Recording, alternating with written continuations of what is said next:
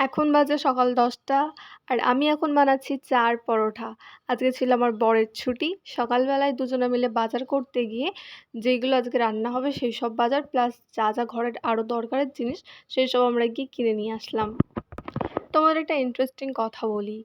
যখন আমরা আমাদের সংসারটা শুরু করেছিলাম আজ দিয়ে ১ বছর আগে, তখন আমাদের রুমে কোনো জিনিসপত্র কিচ্ছু ছিল না। আমি আমার বাড়ি দিয়ে আমার কয়েকটা জামাকাপড় নিয়ে এসেছিলাম। আর আমার বর ওর বাড়ি দিয়ে কয়েকটা জামাকাপড় নিয়ে এসেছিল।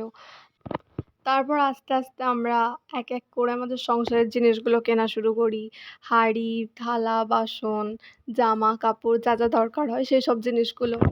তো যাই হোক এইসব কথা একটা অন্য ভিডিওতে না হয় বলব একদিন।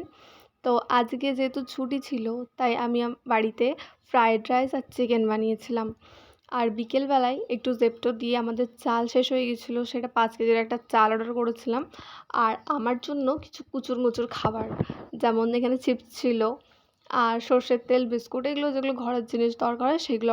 তারপর আমার ফ্রেন্ডরা এসেছিলো আমাদের বাড়িতে, আমার বরের কিছু বন্ধু এসেছিলো।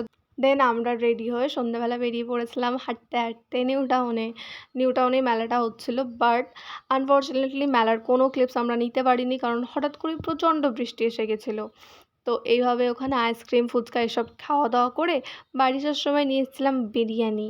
কারণ ছুটির দিন বিরিয়ানি, ভালো মন্দ খাবার ছাড়া ছুটি পুরোপুরি ইনকমপ্লিট। তো আমার জন্য নিয়ে এসেছিলাম এগ বিরিয়ানি।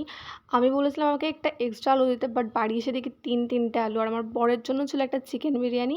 তো আজকের ভিডিও এই পর্যন্তই। যদি ভালো লাগে like, comment, share and subscribe.